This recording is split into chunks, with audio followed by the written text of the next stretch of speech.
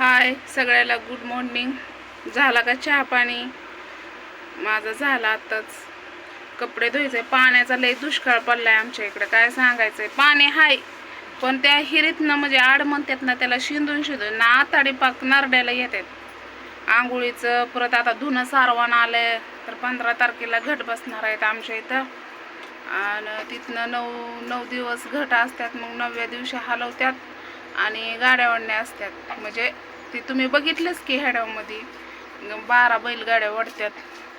तिथनं 5 दिवसांनी यात्रा असते. म्हणजे 21-22 तारखेला यात्रा, म्हणजे 30 तारखेला बहुतेक असेल यात्रा. तर ते जाऊ द्या. ती तर तुम्हाला मी रोज तर दाखवणारच आहे. जत्रा कशी होती ते पण दाखवणार आहे आणि काही दाखवलंय पण अजून दाखवायचा प्रयत्न करीन. तर इतके छान कमेंट आल्या तर ते कमेंट वाचूनच मला खरंच, म्हणजे मी नाही वाचत, मला नाही वाचा येत, पण या दीक्षाला वाचायला होती. तर दीक्षेची आता सध्या परीक्षा चालू आहे ना, तर लवकरच जाते ती परीक्षाला. तर अजून दोन पेपर राहिलेत वाटतं तिचे. तर सांगायचा उद्देश हे आहे की काल मी बोलले होते ना दीक्षेच्या पप्पाबद्दल. तर काही जणांचं म्हणणं आहे की तू म्हणजे नाही का त्याच्यावर केस कर, असं कर तसं कर. भावा बहिणींना सगळं करून बसले मी, केस बी केली, पण कोण परवानगी घेत नाही. म्हणजे एवढं इंटरेस्ट कोण घेत नाही केस. आणि त्यासाठी आपल्याकडे नाही पैसा, आपण पडलो गरीब. आपण मग ती जास्त उडायला लागलेत. पण करायला पण काय अडचण नाही. पण त्या लायकीचा माणूस असेल तर करायला येईल ना. त्याला नाही इज्जत ना फिज्जत पण, आणि स्वतः माझी इज्जत काढतात घरचे. आता बोलणारी चांगली बोलतात माझ्याशी, आणि ज्याला बोलायचं नाही ती मग इज्जत काढायची, कुत्रे म्हणायचं. चहा प्यायला मला जसं काय चहाच प्यायला भेटत नाही. आमच्या इथं साखरच नसते. आमच्या गावाला कारखाना आहे तर आम्हाला साखरेचं काय कमी आहे? आम्ही जाऊन तिथं पोतीचे पोती भरून आणतो साखर. तुलाच कमी पडत असेल बाई तर मला सांग, मी एखादं पोतं टाकते तुला तुझ्या घरी, म्हणजे दुकानात बी तू इकशील. जरा बोलण्याची पद्धत ठेव. आणि याच्या त्याच्याकडून ऐकण्यापेक्षा तू स्वतः हेड्या ऐकत जा माझ्या भावना. आणि काय, आमचा अजून आजपर्यंत मोबाईलवर कुणीही असं केलं नाही. मला माहितीच नाही का कोण काय करतंय. म्हणजे मी पण वापरते मोबाईल, पण कोण काय करतंय कोण काय नाही हे मला पण माहिती आहे. सांगायची तुम्ही गरज नाही लागत मला. आणि मी केलं तर लेकरांसाठी केलंय. तर मला म्हणण्याचा उद्देश काय आलाय माहिती आहे का? तर तू म्हणजे तशा बायांसारखं कर, म्हणजे याच्या खाली त्याच्या खाली जाऊन ते कमव पैसे, पण मोबाईलवर बनवू नको. का? मला तसलं येत नाही. आमचे खानदान नाही याच्या त्याच्या संग जाऊन पैसे मिळवायचे. आणि हा राहिला प्रश्न मोबाईलवर, तर सोशल मीडियावर कोणी पण बनवतंय. माझ्यापेक्षा वयस्कर बाया आहेत त्या का ते काय तशाच करतात का? आता ही तुम्ही म्हणसान की तू इकलीच बोलती, इकली नाही बोलत.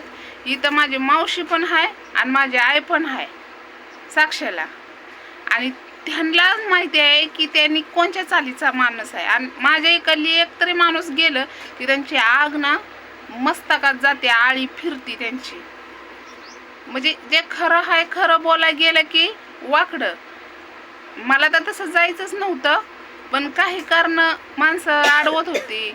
म्हणजे जे चांगले ते मला म्हणत होते घरी जावा घरी जावा. घरी जाऊन माझी अशी फजिता केली. अरे हां, अजून हेडवते बघत असते, बघितलं तरी बघू द्या, मला काय फरक नाही पडत. कारण मी जे करते ते माझ्या लेकरांसाठी करते. आणि आमचा न्याय अजून कुठंच घेतला नाही, ना पोलीस स्टेशनमध्ये घेतला आणि ना कोण महिला घेतात. मग त्यामुळं मला ही सोशल मीडियावर मांडणं खूप गरजेचं आहे.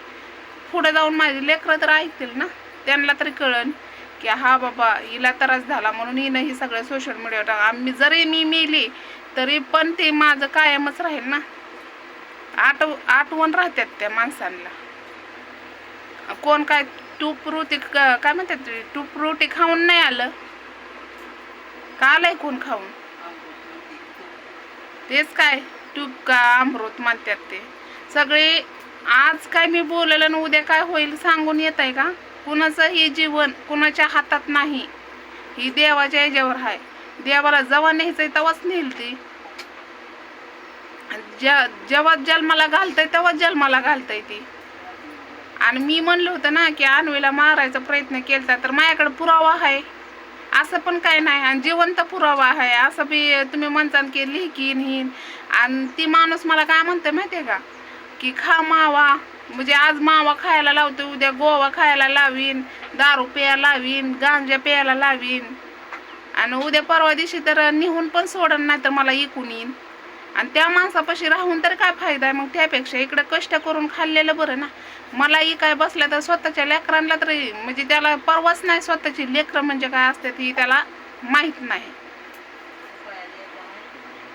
आणि आजपर्यंत माझ्या लेकरांना 1 रुपयाचंही कुणी काही केलेलं नाही. ज्यांनी केलं फक्त, आता मला नाव घ्यायची गरज नाही, पण करण्यावाला को इशारा काफी आहे. काही लोक त्या घरात चांगले पण आहेत, काही लोक अशी बेकार आहेत की सांगायची सोय नाही. पण तुम्ही म्हणसान की मग तू हेडव का नाही काढला. भाऊ बहिणीनं कसं असतं माहिती आहे का, ती जी झालं सगळं मोबाईलमुळेच झालं, म्हणून मी मोबाईल बाहेर काढलाच नाही आणि हेडव बनवला नाही. तर तुम्हाला मी दाखवणारच नाही, एक ना एक दिवस ना त्याला तुम्हाला दाखवणारच आहे. आणि फोटोत म्हणजे याच्यामध्ये दाखवलं त्याच्यामध्ये तुम्हाला दिसत असेल की कोणत्या लायकीचा माणूस आहे, तर नक्कीच पुढचा पण हेडव बघा.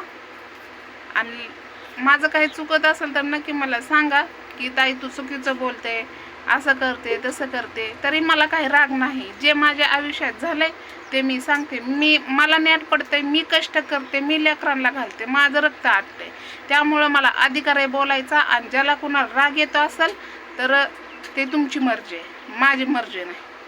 कारण मला राग येतो, माझी लेकरं उपाशी मारतात म्हणून मी कष्ट करते, माझं रक्त आटत आहे. तुमच्या याला म्हणतात ना बिंबीला नेट नाही पडलेलं. तर जाऊ द्या, बाय.